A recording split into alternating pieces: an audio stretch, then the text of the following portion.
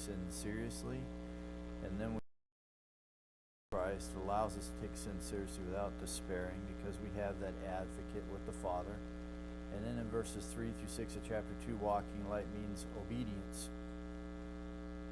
And it's interesting because he moves from obedience to talk about the issue of love, which then those two things go together. If we say that we love him, then we are going to be obedient. And also vice versa, if we look at our relationship to the brethren, we're not loving them, then we're not being obedient to him and fulfilling the demands and dictates of our life. And so we looked at verses 7 through 11, a sign of loving attitude that we are to have as believers. And so he is going to address the issue of the fact that God is love in chapter 4, but he starts touching on the issue of love now, preparing us for what is to come. He gives a little bit of a reprieve in verses 12 through 14, where he encourages us by the words that he says here. And there's this element of reassurance that we are to gain from these verses before we move into the next step, and that is the assurance of fellowship from the sign of separation. How do we know that we have fellowship with God? Is that we are separate from the world. And this is a difficult topic, essentially, and there's several aspects we're going to look at tonight, so hopefully it doesn't make it more confusing for you, but less. But we're going to look at the issue of the world. What does that mean? What is the significance of that? How does John use that term? But starting in chapter 2, verses 12 to 17, we have words of reassurance, then we have words of warning, starting in verse 15 into verse 27. So starting in verses 18 and following, he's going to move into a new section, but it's still going to deal with the issue that we face in facing the world. But in verses 15 through 17, chapter 2, we have warning about love for the world, and then we have warning about false teachers, verses 18 through 27. So that's just sort of the big picture of how these things fit together. That should be in your notes. So in 1 John chapter 2, verse 9, 10, and 11, John insists that Christian life must be characterized by love for the brethren, that we are to care for one another. But then he's going to talk about the fact that there is a kind of love that God does not like, care for. And so in 1 John chapter 2, verses 15 through 17, John insists on the complementary duty of separation from the world as the object of their love. So there, in one sense, we can see that there's going to be competition for our love. We'll talk about this in regards to the fact that John gives an imperative here. He makes a demand. So essentially what we have in this movement is we have this great love not follows on the heels of the command to love. So there is a proper kind of love for our life and an improper kind of love. In other words, as John appeals to us, and he does this in verse 15, do not love the world. This is a negative command. It implies that love can be misdirected. And we're going to talk about that tonight. How and in what way does our love get misdirected? Because it happens to us a lot, and we maybe not realize that it's happening. Or should I say that we are doing it, right? Because if he gives the command here, we're the one who does this. And the fact that he gives a command implies that love can be misdirected. It also underlies the fact that Christian faith and behavior are inextricably linked together. And not only that, but John's appeal also reminds us that love for the world offers a danger no matter how far you have advanced spiritually. No matter how spiritually mature you may be, this is always a threat to us. As long as we are in the world, there's always going to be a threat that we could fall into love for the world and the things of the world.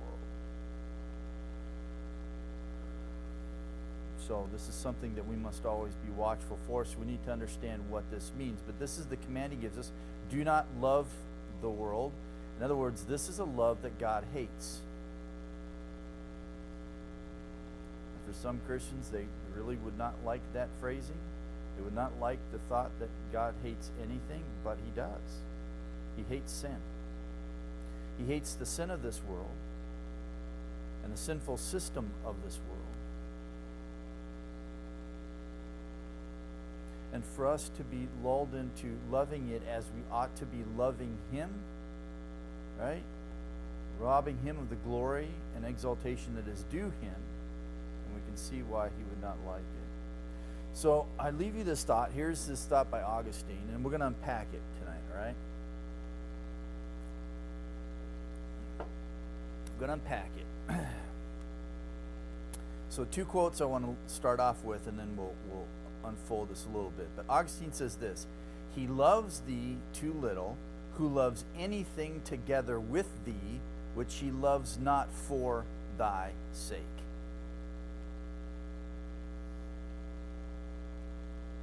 Notice the thee, capital T, so we're talking about God. Thy, talking about God. So if you want to put in parentheses there next to thee and thy, just so you have a better, clearer understanding of what he's talking about.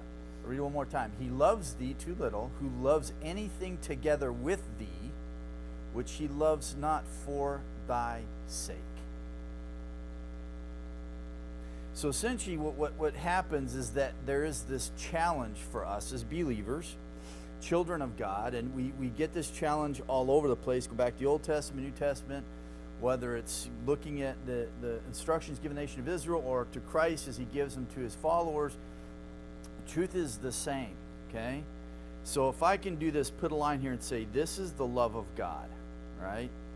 For those who can't see this, just going to have to sort of picture it in their mind. So just draw a line visually before you that this is the love of God, okay? And this is God himself. So the challenge is to not love anything more than, okay? Because then that would be, more than tells us what? If I love anything more than God, more than is a superlative, right? So if I love anything more than God, it is now taking the place of God, okay? That's idolatry. If I love anything equal with God, now he has shared space. It also diminishes the glory of God, right? So this is the challenge that Augustine is dealing with. So he is not even saying by this statement that we can't love other things. You just can't love other things the same way you love God, because we need to love God superlatively and transcendently over everything else. But at the same time, he's saying you cannot love anything equal with the love that you have for God, because then you now make that equal to God. Both are idolatrous. Yes? Because both challenge what truly, solely, uniquely belongs to God. And we'll see that when we talk about love, we also are talking, in this case, we are talking about worship. Because if we love anything more than God, superlatively to God, then that becomes our God, that becomes idolatry, that is an act of worship. And you will serve that thing that has become your God rather than God himself. That is idolatry. That is false worship, right? So we're going to unpack this, right? So David Clarkson, minister in England, made this statement. He rightly observes, that which we most love, we worship as our God. Whatever it is that we love more than anything else and everything else, that is our God. So I've said this before. I see that this BMW go flying by me on the freeway, and on the license plate it says 18-hour days. I know who that person's God is, because they spend 18-hour days serving that God. They do it to own that God, to drive that God, to possess that God, to upkeep that God. That car is that person's God. Okay? So these are the things that John is addressing in verses 15 through 17. When he talks about not loving the world nor the things of the world, this is the issue he's talking about. And he shows the seriousness of it in verse 15. If anyone who loves the world, the love of the Father is not in him. There is competing love. Okay? There is competing love. So unpack this again. And so Clarkson rightly observes that which is we love most love, we worship as our God. So therefore, to love and to adore are sometimes both one. Right? So love can be an act of soul worship.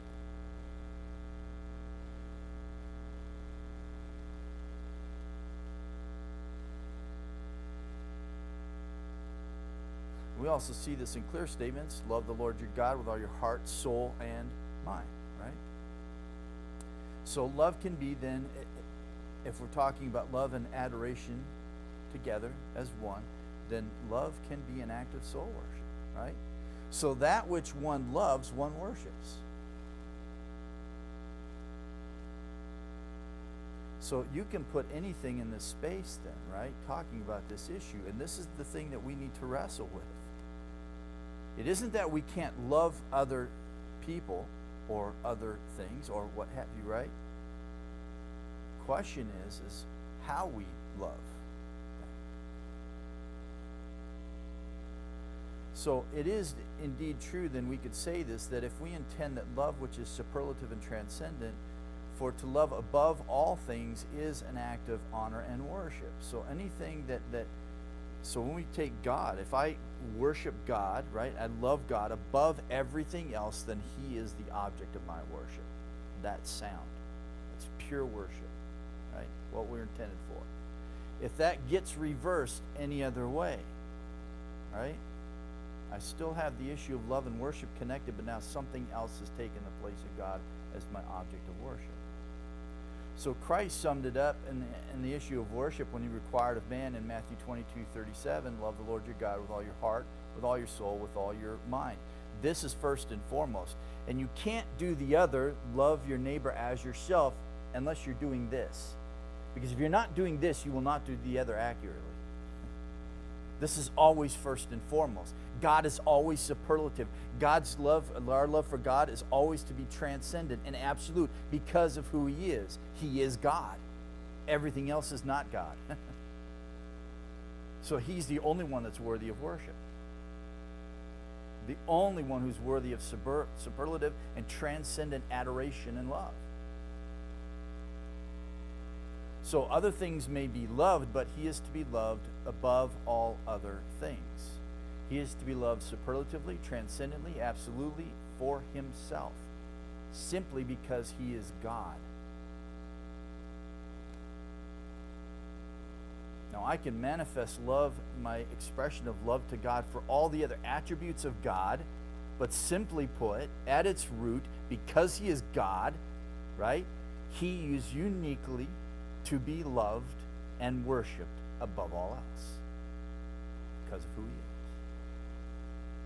Nothing then can displace Him. But we have to ask ourselves, right, in our life oftentimes there are a lot of ways in which things displace God in our life. Sometimes it's ourself. As sinful man, this is what sinful man has done. He has dethroned God in his heart and put himself in place. And everything else in the world rotates around that ego.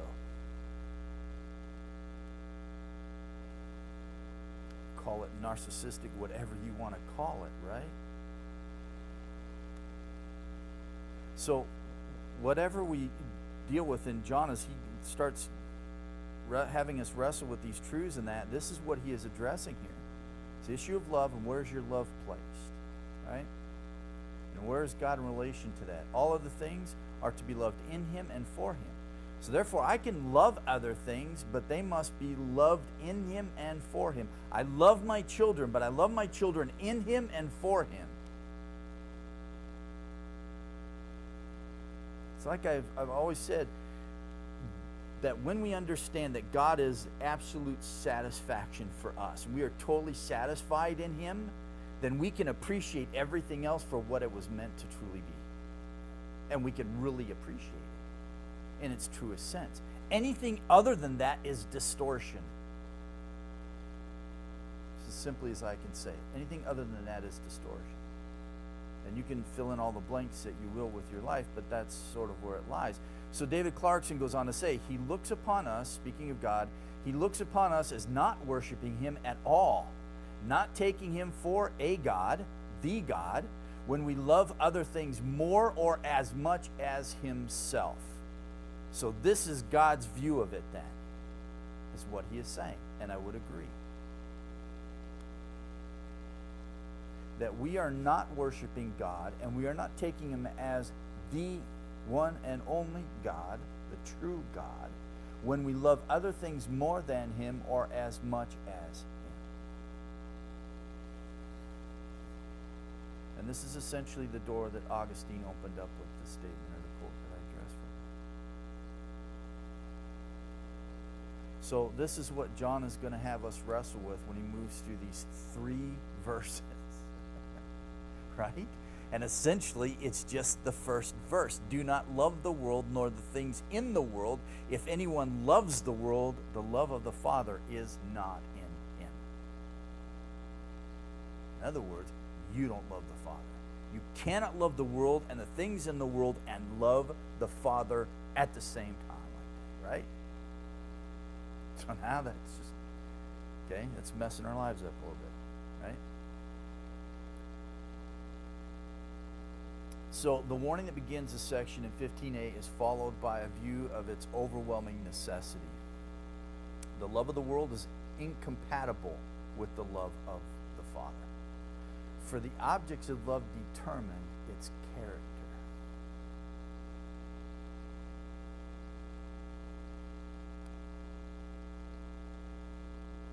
In other words, the objects of our love determine the character of our love.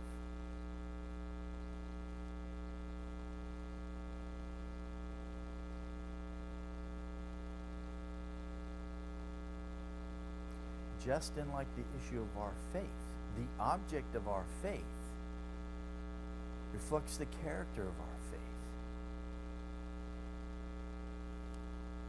If I weigh the condition of my soul, the eternal condition of my soul, if I rest that solely upon this chair,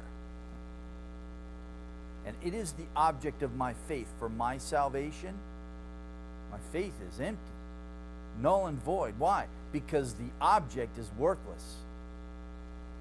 But if, for the salvation of my soul, the object of my faith is God, then that radically changes the character of my faith, doesn't it? Not because of me, but because of the object. So if you love the world and the things of the world, that reflects the character of the kind of love that you have. And it's not a good kind of love, right? So if your object of your love is the Father, that's a radically different kind of love. Then when that spills over into other aspects of your life, right, it's a radically different kind. And then further, what John does for us is there is this contrast between time and eternity and transition and abiding. For all that is in the world, the lust of the flesh and the lust of the eyes and the boastful pride of life is not from the Father, but is from the world. The world is passing away and also its lusts, but the one who does the will of God lives forever. Forever, right? So we have this contrast happening. Time, eternity, transition, and abiding state. So a lot is at stake with this, right? The warning that he gives, this is serious business. This tells us that love is serious, right? We got in a discussion last time in talking about how we use the term love in our everyday vocabulary, and we place love on a whole bunch of different things, right? Sandwiches, restaurants, things like that, right? I love this, I love that. And it impacts how we then understand love. So when we come to this, we understand we're dealing with a serious subject, and it is abstract, but John's going to put some legs on it for us. But essentially, we're only going to look at the first part of this, do not love the world. Because one of the issues that is important here is understanding what he means by the world, right? So next time we'll get into the world a little more and the things of the world, but we sort of have to come to grips with what he is talking about in regards to the world. So Lange makes a statement, the correct exposition of the whole depends on the meaning of ha-cosmos, the world. What does John mean by that? My challenge for us is to see the world for what it is. See the world for what it is. Now, that can have a whole lot of implications, this exhortation to all of us. See the world for what it is. Sometimes we have rose-colored glasses on and we don't see the world for what it is.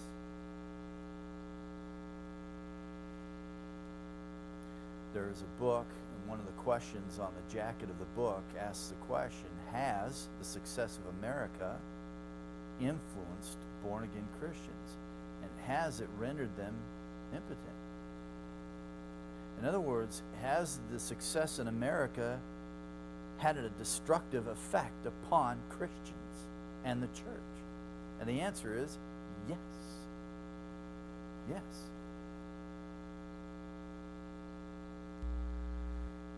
Seeing the world for what it is understanding that social justice is not a good thing. There is a nice term, a good term, a healthy term, justice, used in that, but it is not God's justice, it's not biblical justice, and ultimately it is not true justice then. The world has its vocabularies, it has its systems, it has all of these things that are operating and moving and all that. So we need to see it for what it is. When we look at politics, see it for what it is. We look at sports, see it for what it is. Okay? So let's unpack this term world. The term world, cosmos, just generally speaking, it's interesting because John uses it 6 times in 3 verses. Tells you this is an important word. We need to know it going into these verses, right? The term basically denotes order or arrangement, the opposite of chaos, hence an orderly system. So keep that in mind when you think about cosmos. But that orderly system has become disorderly. We talk about mankind, right? He lives in rebellion against God. So my dad tells a story about a missionary in Africa, right? Telling these young girls that they're not to wear makeup, right? Because it's called cosmetics. And cosmetics, the word comes from the Greek word cosmos, meaning world. And so he says, see, cosmetics are from the world, therefore they're worldly. You can't wear them and should not wear them. No. Cosmetics is used in reference to makeup because that's what they do. They put things in order. It's what it is, right? The ethical aspect comes with this term, yes, when we understand it biblically, but that's not at the root of the term.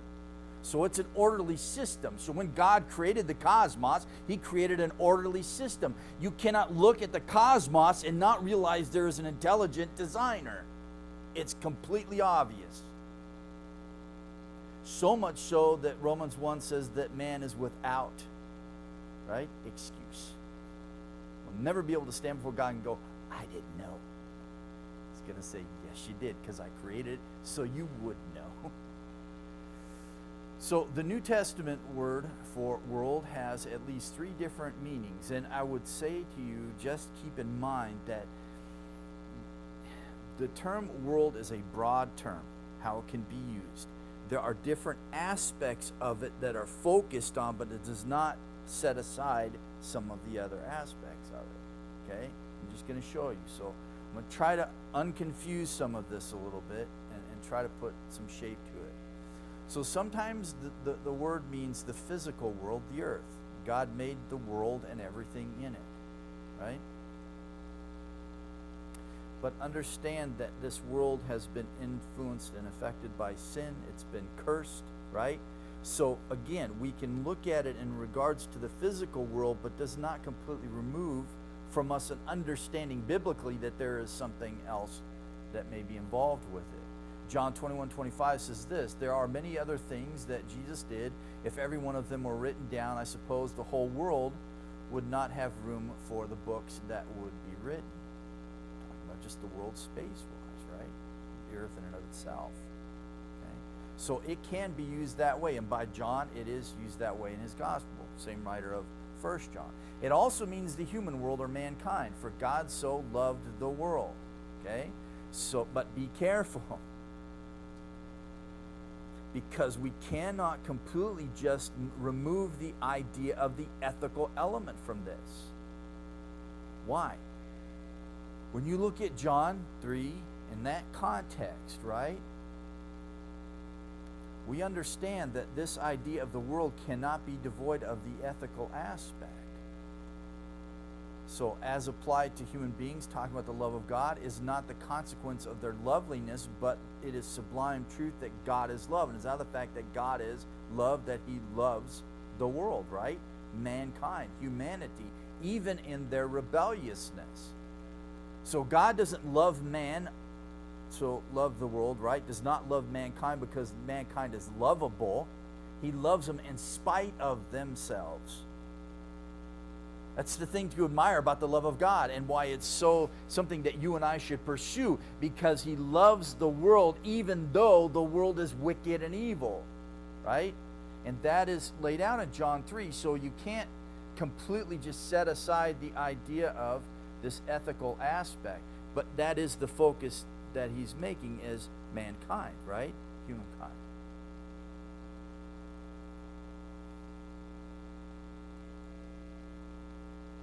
Sometimes it can seem that these two ideas appear together. In John chapter 1 verse 10, he, Jesus, was in the world, the earth, which was made by him, and the world knew him not, mankind. Okay, so John can use this term world, and he can focus on one aspect or the other. Does not mean that, right? So just to say, keep that in mind. Allow your exegesis, allow the text and the author and how he uses this language, allow him to define how far we can go, where we can go with the terms that we use. So we can at least say this when we come back to 1 John chapter 2 verse 15, when he says, do not love the world. He's not talking about the world of nature, right? Or necessarily the world of men. Okay? We know this because Christians, we ought to appreciate beauty of God's creation, the world of nature around us, right? And there is a usefulness to the earth that God has made for us. 1 Timothy 6, 17 through 19.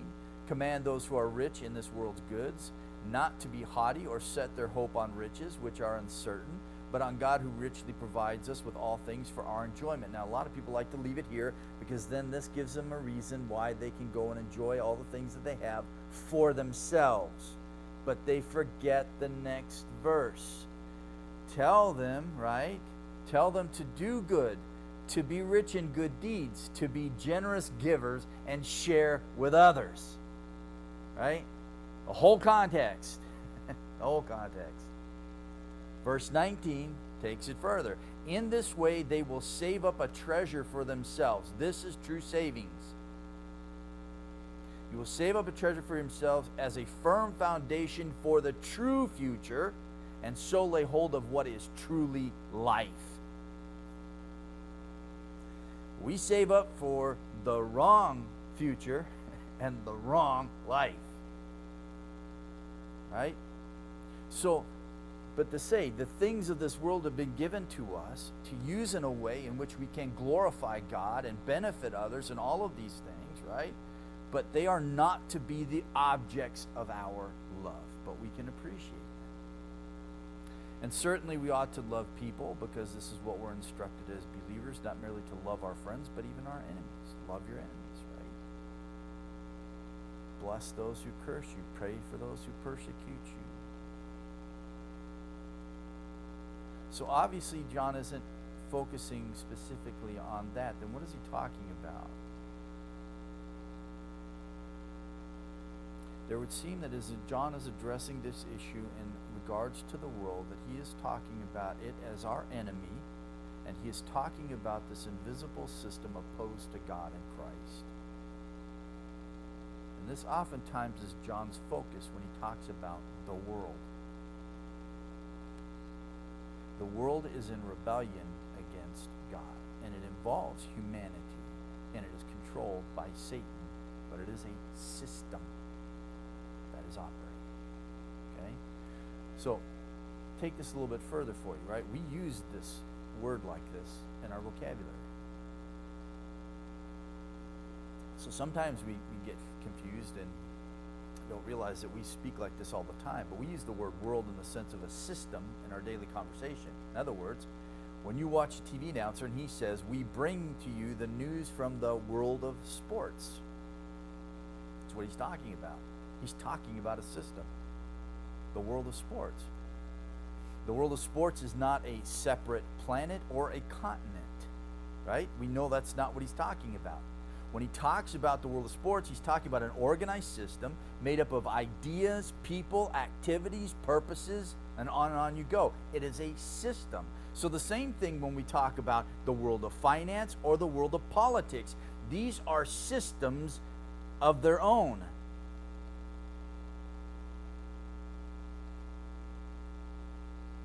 But understand that they are a part of a bigger system. That they are not of their own unto themselves because they're in this world.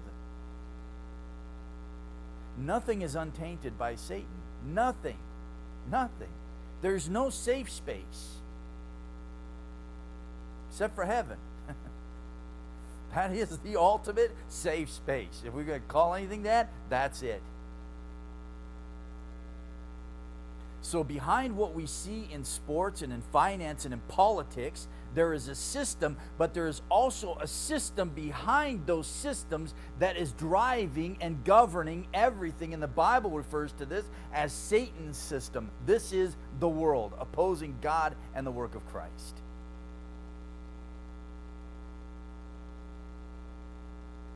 So is politics, is all of that, Washington, is that a swamp? Yes. Who's governing that swamp? Satan is.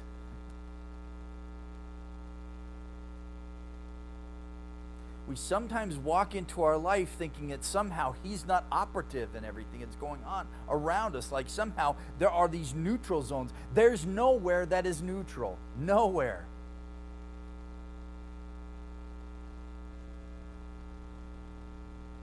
This system is the very opposite of what is godly, holy, and spiritual.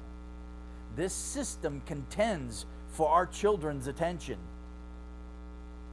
If God is about discipleship, as Jesus has commanded us to do, Satan is about discipleship. And he's really good at what he does.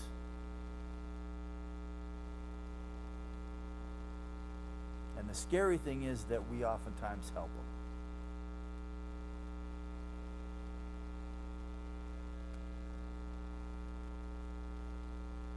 So John says this in 1 John 5:19. He says, we know that we are of God and that the whole world lies in the power of the evil one. Literally, it's in the sphere of the evil one it lies. In the sphere of the evil one it lies, it rests, it is controlled by his power, held by his sway. He manipulates, he moves. He's always at work. Okay, so let's unpack this then. Jesus himself is called Satan, the ruler of this world. John's Gospel, 12:31.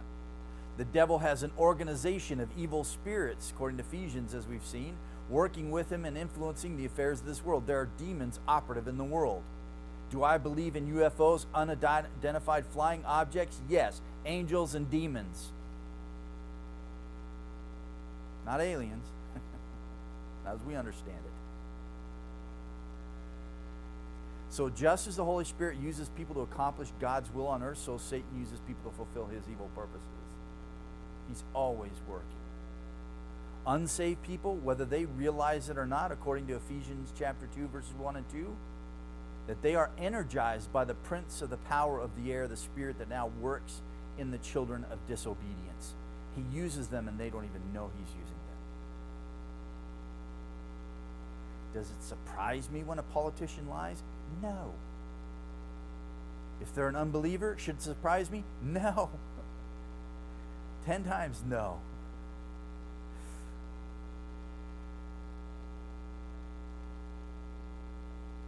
This is why Paul says we wrestle not against flesh and blood, but against principalities and powers, right? These forces of darkness that are at move in the world around us. There's nothing that is not tainted by it. All of these systems belong to a bigger system. We sometimes as believers get caught up in the little individual fights for little things here and there and forgetting the big scope of things. This is what drives me crazy when you have Christian colleges that turn away from a literal 6-day creation. You're embracing evolution. That's a whole system of rebellion against God and all the ramifications of that. No absolutes, no universals. Forget math class. 2 + 2 doesn't have to be 4, it can be 5, and you think that's ridiculous, but that's what they're teaching in universities now.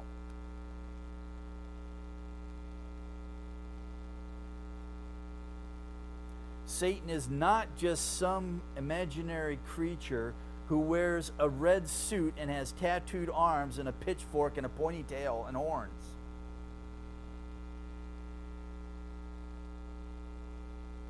He is a real deal force that is always operative. He's always waiting to pounce.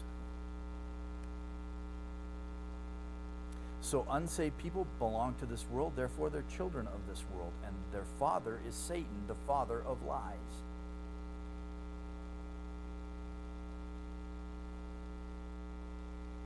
Because Judaism got caught up in this system, Jesus rebuked the religious leaders that their father was Satan and he is the father of lies, right? So when Jesus was on the earth, the people of this world did not understand him, nor do they now understand those of us who trust in him. 1 John 3:1. This is why we can't let the world define who we are. They don't know who we are because they don't know God.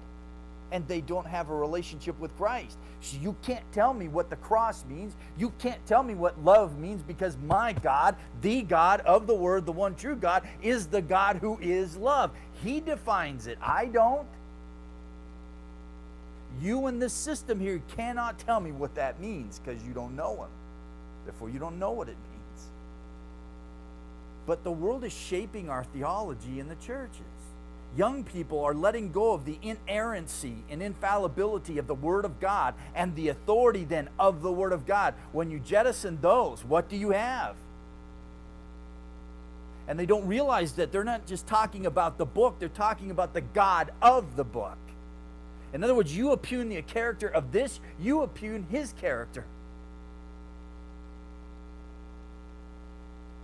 So we have to be cautious as John deals with this, because there are things that we are allowing the world to suck us into. Critical race theory, all of that garbage, social justice, everything else. Not equality. It's not equality, it's equity. But we buy into all of this stuff. We use their vocabulary with their definitions. And oftentimes we are completely ignorant of their definitions.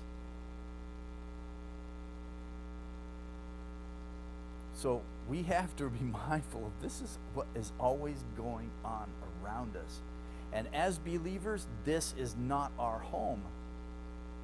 And we are not of this world in Christ. Jesus says, if you were of the world, Satan's system, and everything that's there, right, in this rebellion against God, the world would love you as its own.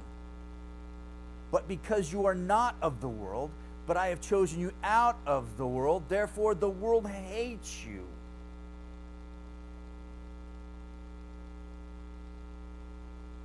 And you got to ask yourself, if the world doesn't hate me, how come?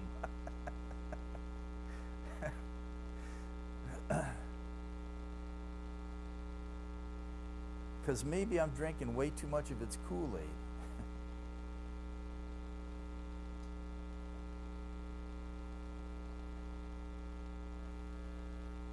So if I can borrow the words from Hiebert and sort of consolidate all this a little bit for us, and I know this is a lot to take in and just leave you to ponder it.